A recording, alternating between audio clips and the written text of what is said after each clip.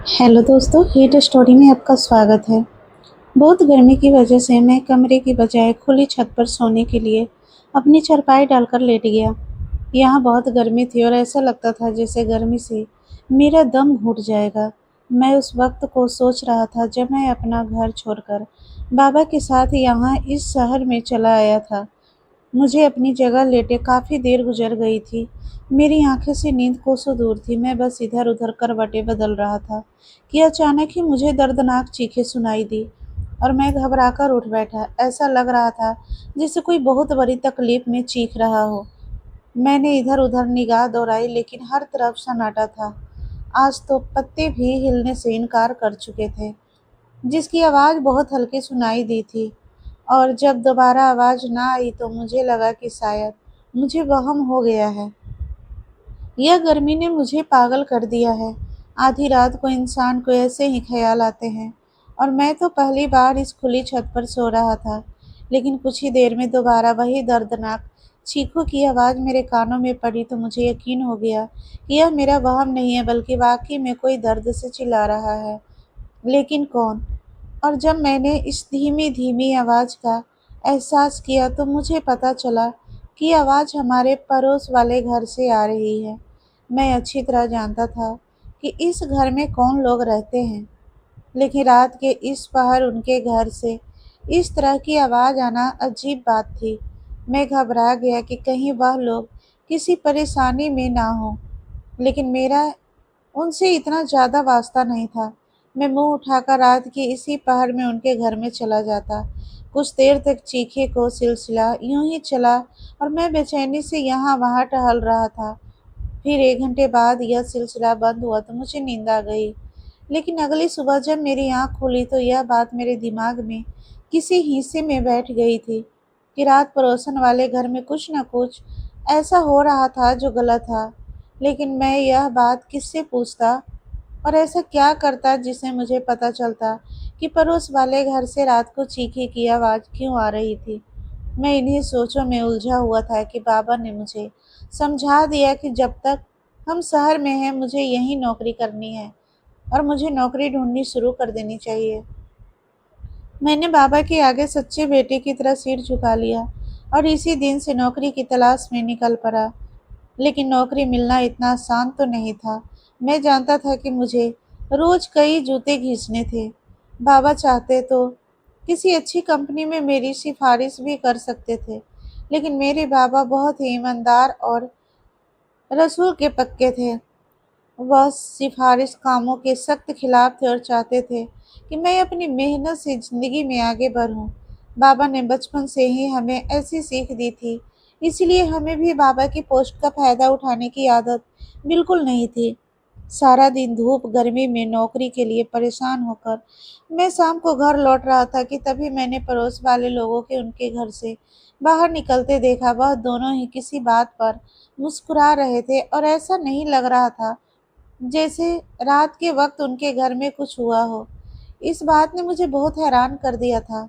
इतना तो मैं जानता था कि यह चीखें उन्हीं के घर से आ रही थी और इसी बुढ़ी की थी जो इस वक्त मेरे सामने मौजूद था। मगर इसके चेहरे पर ना ही तकलीफ के असर थे और ना ही किसी गड़बड़ का कोई असर। तो फिर आधी रात को उसे क्या हुआ था? वह दोनों पति पत्नी तो मेरे लिए अजीब बनते जा रहे थे। मैं थका हारा घर में दाखिल हुआ तो हमेशा की तरह लाइट नहीं थी और गर्मी से मेरी जान जा रही थी। मैंने जैसे तैसे खाना खाया और 11 बजे ही छत पर जाकर लेट गया। लेकिन आज फिर उन चीखों की आवाज़ों ने मेरा सुकून बर्बाद कर डाला। मुझे बेचैनी हो रही थी। पता नहीं ये क्या माजरा था जो उनकी चीख सुनाई दे रही थी, जबकि शाम तो वह बिल्कुल अच्छे खासे नज़र आ रहे थे। किस्मत भी उन्होंने क्या खूब पाई थी। उम्र के इस हिसाब में आकर भी वह ना सिर्फ तंदुरुस्त थे बल्कि बीवी भी उन्हें बहुत ही हसीन और कम उम्र की मिली थी। ऐसी बीवी तो जवान मर्दों को भी जल्दी नहीं मिलती। जब से मुझे यह पता चला कि 22 साल की लड़की 70 साल के बूढ़े की बीवी है, मुझे इस लड़की की किस्मत पर बहुत ही दुख होता था और उसकी किस्मत पर तरस आता था। वह लड़की तो किसी जवान और खूबसूरत इंसान की डील करती थी, लेकिन पता नहीं कैसे हालात ने उसे इस बुढ़े के साथ जोड़ दिया था। कभी कभी वह बहुत ही खामोश और गुमसुम सी दिखाई देती थी। ऐसा लगता था जैसे किसी परेशानी में हो या फिर बहुत ही मुश्किल से अपनी जिंदगी की गाड़ी घसीट रही हो। मैं जब भी उसे उदास और गुमसुम देखता तो सोचता कि इसे पूछ लो कि आखिर इसने क्या देखकर इस बुढ़े से शादी की थी, लेकिन फिर भी यह सोचकर खामोश हो जाता कि यह उनका निजी मामला है। क्या पता उसने दौलत के लिए ऐसा किया हो या फिर मोहब्बत में। जो भी था, मैं कौन होता उनके निजी मामले में दखल अंदाजी करने वाला। लेकिन अब इस बूढ़े की चीखे की आवाज़ मुझे बहुत ज़्यादा डिस्टर्ब कर रही थी। मैं सच में परेशान हो गया था कि इस बूढ़े को आधी रात को क्या मसला हो जाता है जो इस तरह से चीखता चिल्लाता है। ऐसा लगता था कोई इसके साथ जबरदस्ती कर रहा हो और वह दर्द से तड़प रहा हो। लेकिन उनके घर में उन दोनों मियाँ बीवी के सिवा और था ही कौन जो इस बुढ़े को कोई तकलीफ पहुंचाता। वह लड़की तो खुद इसके आगे सिर झुकाए खामोश रहती थी। वह रात भी मैंने ऐसे ही सोते जागते गुजार दी। आने वाली 2-4 रातें यह तमाशा ऐसे ही जारी रहा। और जब मेरी बर्दाश्त से बाहर हुआ तो मैंने सोचा इस रात से पर्दा उठाकर ही रहूंगा कि आखिर यह बुढ़ा आधी रात को ठीक किस वजह से चीखता है। उसे क्या तकलीफ है, जबकि मजबूर तो बेचारी उसकी बीवी है। और यही सोचकर मैंने चुपके से उनके घर जाने का फैसला कर लिया। मैं भी वैसे भी मैं उम्र के जिस हिस्से में था वहाँ अक्सर लड़के एडवेंचर होते थे और मुझे यह काम भी कोई एडवेंचर जैसा ही लग रहा था। जिस हम जगह में रहते थे यह झुग्गी जैसा इलाका था और यहाँ तकरीबन सारे ही लोग गरीब रहते थे। सबकी छतें आपस में मिली हुई थी। यह कोई 5वीं या 6ठी रात थी जब मैं खामोशी से अपनी छत लांघकर उनकी छत पर गया और दबे पांव सीढ़ियां उतरकर घर के अंदर पहुंच गया। लेकिन जैसे ही मैं वहां पहुंचा सामने का मंजर देखकर मेरे हाथ पांव कांपने लगे और ऐसा लगा जैसे किसी ने मेरे कदमों के नीचे से जमीन खिसकी हो। मैं सोच भी नहीं सकता था कि 22 साल की लड़की, यह लड़की सब कुछ कर सकती है। इसमें तो बेशर्मी की सारी हदें पार कर दी थी। और जो कुछ वहां हुआ था वह बताते हुए मैं शर्म से जमीन में गिरने लगा था। एक बीवी कैसे अपने ही पति के साथ यह कर सकती है, यह जानकर आपके भी रोंगटे खड़े हो जाएंगे कि इस रात वह क्या हुआ था। मेरा नाम सागर है। मेरे बाबा एक सरकारी अफसर हैं और कुछ न कुछ वक्त में उनका बदलता होता रहता है। इस बार भी बाबा का बदलाव हुआ तो हम अहमदाबाद पहुंच गए। नई जगह, नए लोग और नया घर। मैं उन सब चीज़ों से परेशान हो चुका था। मैं एक लड़का था और मेरे लिए अपने दोस्तों को छोड़कर बार बार जगह बदलना बहुत ही मुश्किल काम था। उस घर में आकर सिवाय दीवारों को ताकने के और कुछ नहीं था मेरे पास। मम्मी सारा दिन मुझे घर के कामों में लगा कर रखती थी क्योंकि सारा सामान यहाँ वहाँ बिखरा पड़ा था। रात को जब मैं थक हार कर कमरे में आता तो मुझे नींद ही नहीं आती। हर बार ऐसा ही होता, हमें अपना स्कूल और दोस्त सब कुछ छोड़ना पड़ता था। शुक्र था कि इस बार मैं अपना ग्रेजुएट कंप्लीट करके यहाँ आया था, वरना फिर मुझे नए सिरे से एडमिशन लेना पड़ता। हमें यहाँ आए 4-5 दिन ही गुजरे थे। आसपास के लोग बिल्कुल अनजान थे। मेरा कमरा छत पर था। रात के वक्त छत पर खड़े होकर मैं गली के नज़ारे देख लिया करता। आसपास के घरों में झांकने का मुझे कोई शौक नहीं था और न ही ऐसी मेरी तबीयत थी। लेकिन जब से मैं आया था अपने पड़ोस में रहने वाले लोगों को देखकर कुछ हैरान था। मेरे पड़ोस वाले घर में एक 22 साल की तकरीबन लड़की 70 या 80 साल के आदमी के साथ रहती थी। मेरे ख्याल में वह बाप बेटी थे जो शायद तनहा जिंदगी गुजार रहे थे। लेकिन रात के वक्त वह दोनों जिस तरह अपनी गाड़ी से उतरते थे तो मैं उनको देखकर अंदाजा को देखकर हैरान रह जाता। वह 22 साल की लड़की जिस तरह उस 70 साल के मर्द के हाथ पकड़कर घर में दाखिल होती तो वह बाप बेटी नहीं है। और यह बात मुझे परेशान कर रही थी। मैंने आज तक किसी बाप बेटी के बीच इस कदर इतनी करीबी नहीं देखी थी और उनकी उम्र के बीच इतना फर्क था कि मैं किसी और रिश्ते के बारे में सोच भी नहीं सकता था। मुझे सवेरे सवेरे वॉक करने का आदत थी। जब मैं वॉक करने के लिए निकलता और करीब ही पार्क जाता तो वह दोनों भी मुझे वहां वॉक करते दिखाई देते। लेकिन आपस में ही वह इस कदर मगन होते कि मैं कभी उनसे बात ही नहीं कर पाता था। उनका रिश्ता मेरे लिए एक पहेली जैसा था। बाप बेटी लगते नहीं थे और पति पत्नी वह हो नहीं सकते। वह लड़की कभी घबराई हुई दिखाई देती तो कभी कभी बहुत उदास। मैं अक्सर बहुत गौर से उनका चेहरा पढ़ा करता था। मेरी नज़र जब भी उन दोनों पर पड़ती तो मैं जरूर सोचता कि उनके बीच क्या रिश्ता होगा। एक हफ्ते में हमारा घर पूरी तरह से सेट हो गया तो माँ ने खुशी में हलवा बनाया और कहने लगी, जाओ पड़ोस में भी दे आओ। दिल तो मेरा बिल्कुल भी नहीं कर रहा था कि मैं इतनी गर्मी में बाहर घर से बाहर निकलूं, लेकिन पड़ोस के नाम पर मैं खड़ा हो गया था। इसी बहाने से उनसे बातचीत कर सकता था और फिर मुझे पता चल जाता कि वह दोनों बाप बेटी है या नहीं। फिर उनके बीच कोई और रिश्ता है। वह लड़की भी ना जाने क्यों उदास रहती है। हलवे की प्लेट लिए मैं उनके दरवाजे पर पहुंचा। चौकीदार ने अंदर बताया तो मुझे अंदर ही बुला लिया गया। यह एक आलीशान बंगला था। बाहर से तो इतना अच्छा मालूम नहीं होता था, लेकिन अंदर से हर चीज यहाँ बहुत कीमती थी। कुछ ही देर में वह 22 साल की लड़की ड्राइंग रूम में आई। उसे देखकर मैं खड़ा हो गया। वह बहुत ही हसीन और खूबसूरत थी। उसके लंबे काले बाल कमर तक लहरा रहे थे और चेहरे पर सजी धीमी मुस्कुराहट अंधेरी रात में चांदनी की तरह मालूम हो रही थी। उसने मुझे बैठने का इशारा किया और खुद भी मेरे सामने टांग पर टांग जमाकर खूबसूरती और नजाकत के साथ बैठ गई। उसके अंदाज में आज भी कुछ ऐसा था जो मुझे चौंकाने पर मजबूर कर रहा था। मैंने उसे बताया कि मेरा नाम सागर है और मैं पड़ोस वाले घर में शिफ्ट हुआ हूँ, इसलिए मेरी माँ ने यह हलवा बनाकर भेजा है। उसने मुलाजिम को हलवे की प्लेट उठाने का इशारा किया और बताने लगी कि मेरा नाम किरण है और हम 8 महीने से इस घर में रहते हैं। उसके बोलने का तरीका बहुत ही खूबसूरत था। कोई भी जवान लड़का इस पर दिल हार सकता था और मुझे भी वह पहली ही नज़र में पसंद आ गई थी। उसकी आंखों की उदासी भी उसकी खूबसूरती को बढ़ा रही थी।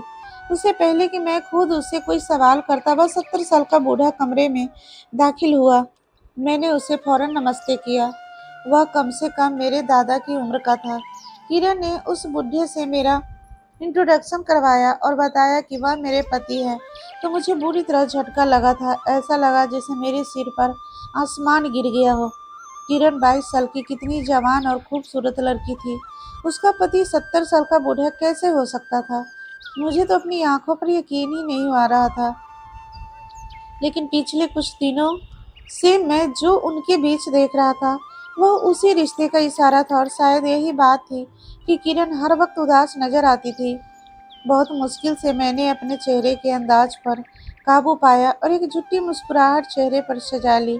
उसके चेहरे पर बड़ी उदासी लग रही थी। ऐसा लग रहा था जिसे उन्हें मेरा यहाँ आने नागवार गुजरा हो और वह घूर घूर कर मुझे अपनी निगाहों के अंदर के लिए बैठे थे।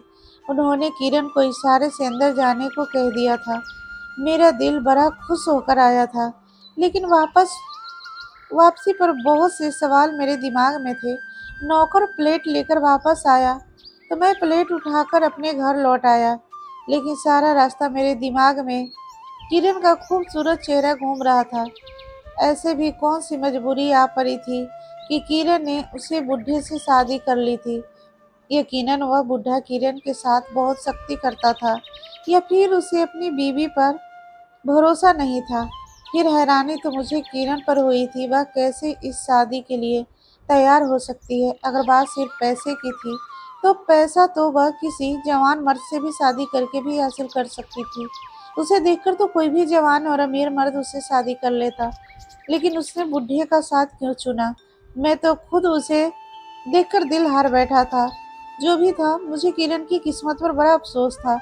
कोई भी लड़की इतनी बड़ी उम्र के मर्द से अपनी खुशी से तो कभी शादी नहीं कर सकती। मुझे यकीन था कि उसे जबरदस्ती इस बंधन में बांधा गया है। जब से मैं उनके घर से होकर आया था बहुत ज्यादा ही किरण और उस बुढ़े के बारे में सोचने लगा था। यह रिश्ता मेरे लिए किसी भी तरह स्वीकार करने वाला नहीं था। मैंने एक बात और महसूस की थी कि वह लोग मोहल्ले में ना ही किसी से मिलते जुलते थे और ना ही किसी का उनके आसपास आना जाना था। एक शाम गली की एक घमंडी औरत हमारे घर आई और माँ से मिलकर खुशी का इजहार किया और बातों बातों में कहने लगी, आपके पड़ोस वाले भी बहुत ही अजीब हैं। लगता ही नहीं है कि दोनों पति पत्नी हैं। जब यह लोग यहाँ नए आए थे तो मैं भी उनसे मिलने के लिए गई थी, लेकिन वह बुढ़े का अजीबोगरीब रवैया देखकर तो मैं कानों को हाथ लगाने लगी। पता नहीं इसकी बीवी भी कैसे इसके साथ गुजारा करती है। मैं वहीं बैठा चाय पी रहा था, उनकी बातें मेरे कान पर पड़ी तो मैं चौंक गया। इतना तो मुझे यकीन हो गया था कि किरण इस रिश्ते में हरगिज भी खुश नहीं थी। और फिर जब मैं छत पर सोना शुरू किया तो उस बुढ़े की चीखे की आवाज़ ने मुझे बहुत परेशान कर दिया। कुछ रोज उनकी चीखें सुनने के बाद मैंने एक ऐसा फैसला किया जो शायद मुझे नहीं करना चाहिए था। मैंने बहुत ही गलत हरकत की और छत की दीवार लांघ कर उनके घर में उतर गया। मुझे क्या मालूम था कि मैं किस रास्ते पर जा रहा हूँ। मेरे फैसले ने मुझे वहां लाकर खड़ा कर दिया था जहाँ मुझे हरगिज भी नहीं होना चाहिए था। मैं सीढ़ियाँ उतरकर नीचे पहुंचा तो सामने ही बेडरूम था। बेडरूम का दरवाजा पूरी तरह खुला हुआ था। मैं दबे पाँव वहां तक पहुंच गया और फिर यह देखकर हैरान रह गया कि किरण बिस्तर पर गुमगुम सी मौजूदी थी और कमरे में कोई नहीं था। अचानक ही किरण की नज़र मुझ पर पड़ी तो वह रोने लगी और मदद के लिए पुकारने लगी। मैं बिना सोचे समझे कमरे में दाखिल हो गया। किरण बिस्तर पर बैठी थी और बहुत रो रही थी। मैंने उससे पूछा, आपके पति कहाँ हैं? मैं उनकी चीखों की आवाज़ सुनकर यहाँ आया हूँ। सब ठीक तो है ना? लेकिन किरण तो जवाब देने की बजाय रोती चली जा रही थी। मुझे समझ नहीं आ रहा था कि मैं उसे कैसे तसल्ली दूँ, कैसे उसको खामोश करूँ। पता नहीं वह किस तकलीफ में थी। आज मैंने उसे उदास और परेशान ही देखा था। उसका होलिया भी बहुत बिखरा हुआ था। वह दुपट्टा भी नहीं पहने हुए थी और गैर मर्द होने के नाते मैं शर्मिंदगी महसूस कर रहा था। मैंने अपनी नज़रों को पूरी तरह उसके बावजूद से अलग कर लिया था और उसकी तरफ नज़र उठाकर देखने से भी कतरा रहा था। कुछ देर ऐसे ही गुजरी और फिर जब किरण खामोश न हुई तो मैंने उसका हाथ अपने हाथों में थाम लिया और कहा, प्लीज किरण, खामोश हो जाओ और मुझे बताओ कि क्या हुआ है ताकि मैं तुम्हारी कुछ मदद कर सकूं। किरण एकदम से उठी और चीखती चिल्लाती हुई अपने कपड़े फाड़ने लगी।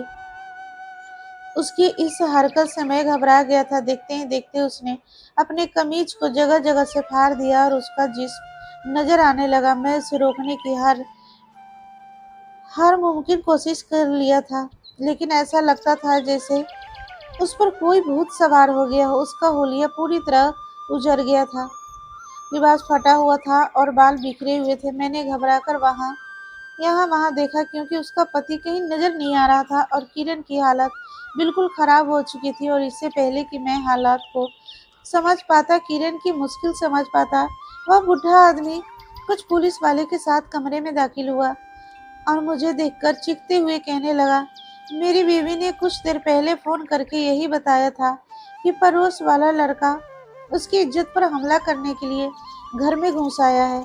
देखिए इंस्पेक्टर साहब,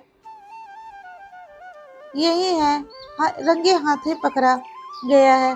और मेरी बीवी के हाल तो देखो, इसने तो मेरी इज्जत ही लूट ली है। मैं कहाँ जाऊंगा, दुनिया को क्या मुंह दिखाऊंगा।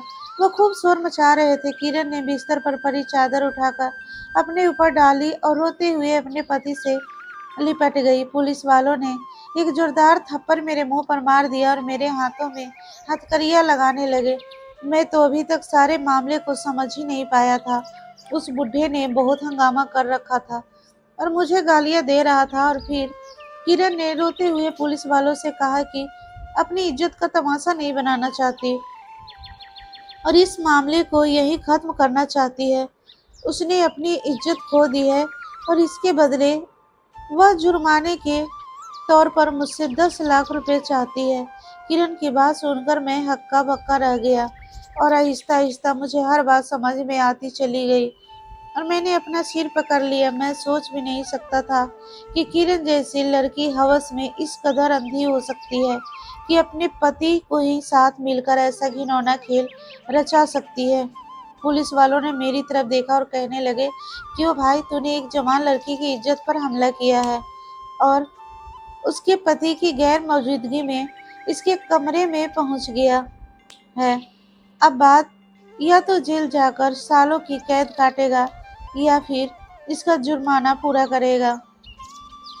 मेरी हालत तो बहुत बुरी हो चुकी थी। मैं बुरी तरह फंस चुका था और वह भी ऐसा घटिया इल्जाम कि मैं शर्म से ज़मीन में गिर रहा था।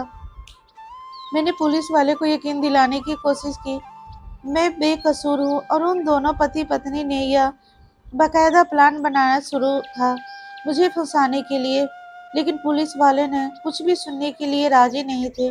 उनके इस बयान ने मुझे हाथों पकड़ लिया। मैंने एक नज़र किरण पर डाली, जो अपने पति के गले लगी हुई थी, और उसका पति उसे ऐसे तसल्ली दे रहा था जैसे सच में मैंने उसकी इज्जत पर हमला कर दिया हो। जब पुलिस वालों ने मेरी किसी बात पर यकीन नहीं किया और मुझे मजबूरन करने लगे कि या तो मैं किरण का जुर्माना पूरा करूं या फिर जेल की चक्की पीसूं, तो मैं मजबूरन जुर्माना पूरा करने की हामी भरने ही वाला था और पुलिस वालों से कहा कि मैं अपने बाबा को बुलवाना चाहता हूँ। कुछ ही देर में मेरे बाबा मौके पर पहुँच गए और जब सारी बात उनके सामने आई तो हैरानी से मुझे देखते हुए कहने लगे, मैं हरगिज़ इस बात पर यकीन नहीं कर सकता कि मेरी औलाद ने किसी गैर की औरत की तरफ नज़र डाली हो। मैं ऐसे लोगों को 1 रुपया भी नहीं दूँगा। आप मेरे बेटे को अपने साथ ले जाएँ, मैं वकील को बुलाता हूँ और ना सिर्फ अपने बेटे को बचा लूँगा बल्कि उन लोगों को भी जेल की सलाखों के पीछे डालूँगा। मैं कोई मामूली आदमी नहीं हूँ बल्कि एक बहुत बड़ा सरकारी अफ़सर हूँ। मैं कभी अपने रुपयों का नाजायज़ इस्तेमाल नहीं करता। मैं चाहूँ तो एक फ़ोन कॉल करके इस केस को निपटा सकता हूँ, लेकिन हरगिज़ भी अपनी पोस्ट का फ़ायदा नहीं उठाऊँगा। मगर इसका मतलब हरगिज़ नहीं कि उन जैसे लोग हमारी शराफ़त का फ़ायदा उठाएँ।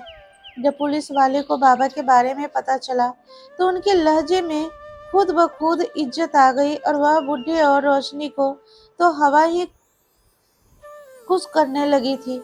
वह दोनों हमें कोई सीधे-साधे लोग समझे थे, जो उनकी ब्लैकमेलिंग में आकर जैसे-तैसे 10 लाख रुपए अरेंज कर देते और इसीलिए उन्होंने मुझे अपना निशाना बना दिया था।